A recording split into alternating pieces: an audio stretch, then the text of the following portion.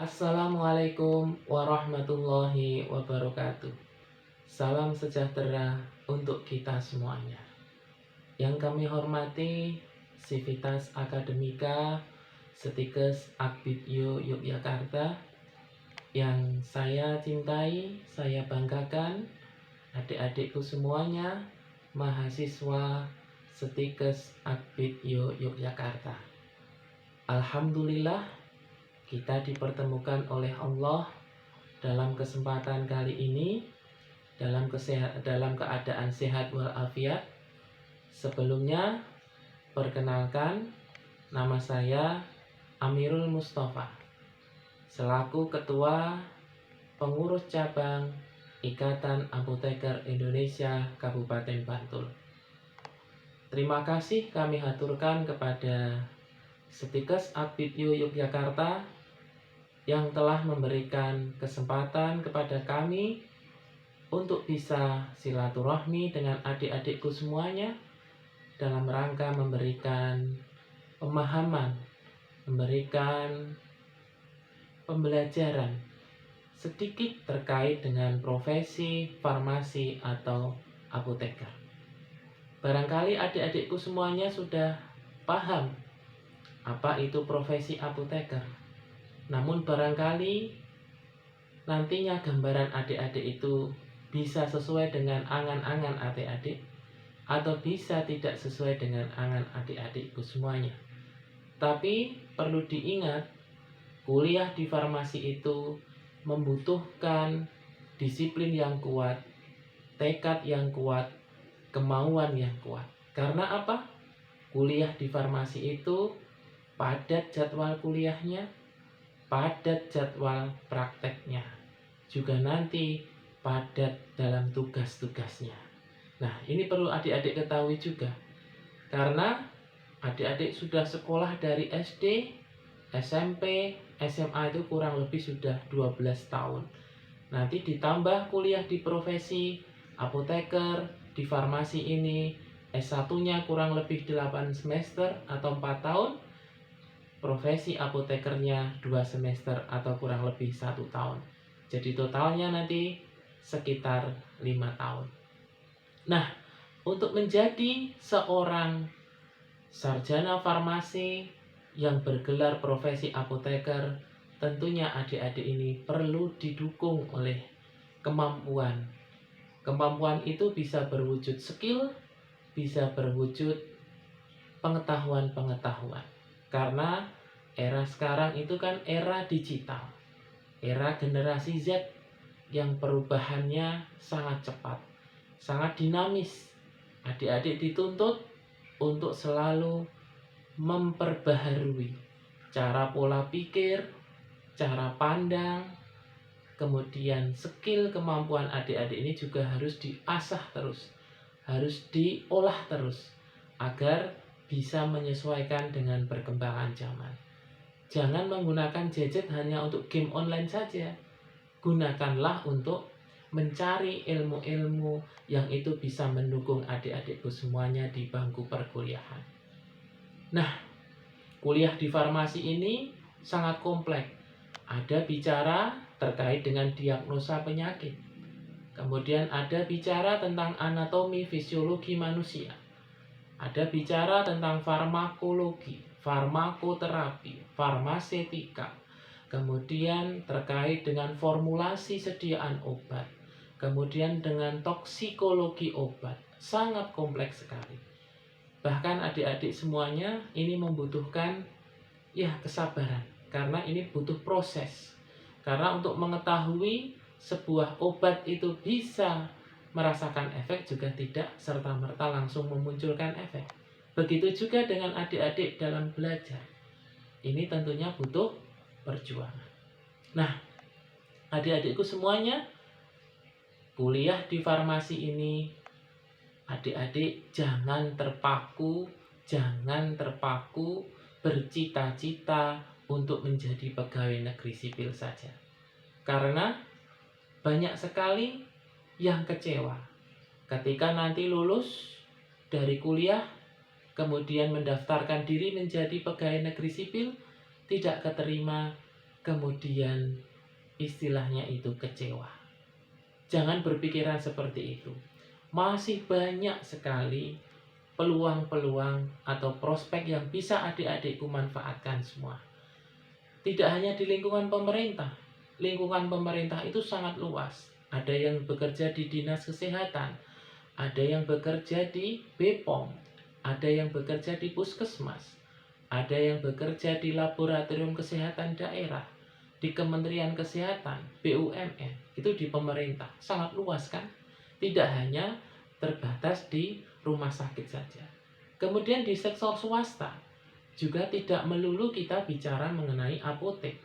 Di sana ada klinik swasta yang sekarang mempersyaratkan harus ada apotekernya. Rumah sakit swasta.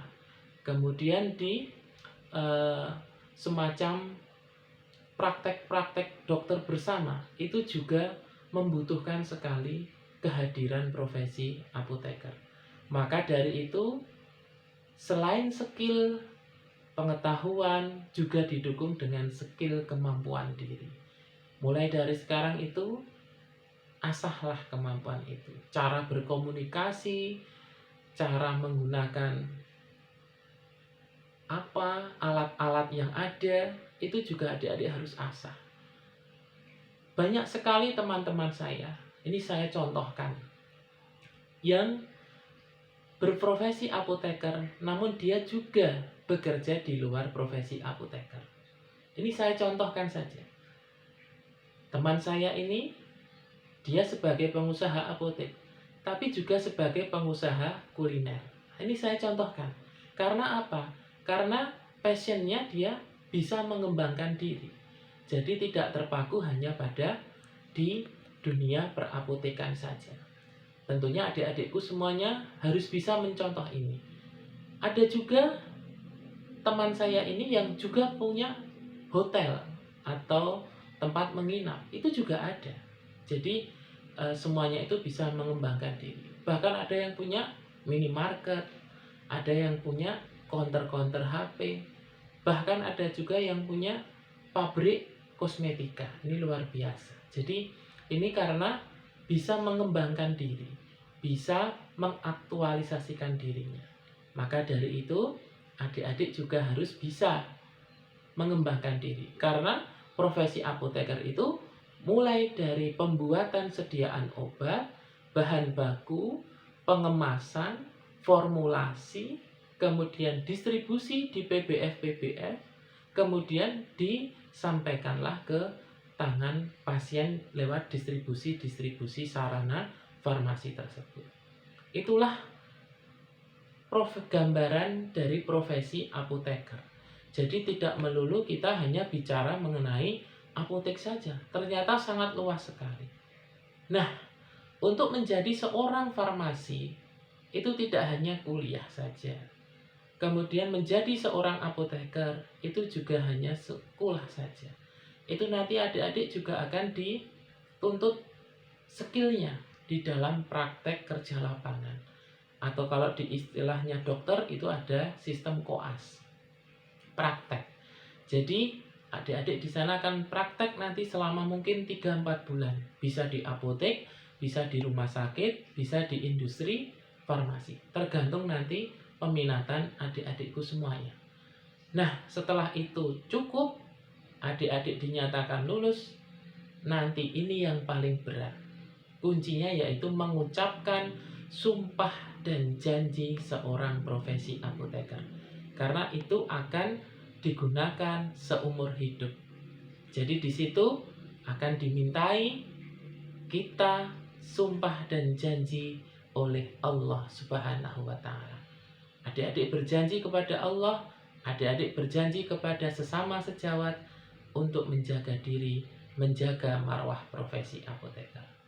Nah, ini yang tentunya sangat berat. Karena apa? Karena sumpah itu kalau dilanggar tentunya akan dosa. Nah, maka dari itu adik-adik tentunya harus siap mental ketika menjadi seorang profesi kesehatan. Karena profesi kesehatan itu sangat mulia, sangat istimewa.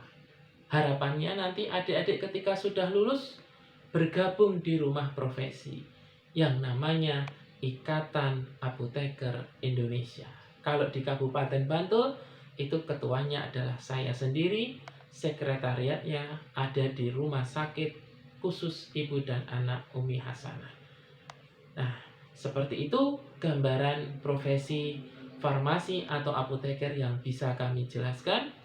Tentunya ini bisa menambah wawasan adik-adik semuanya terkait dengan profesi apoteker.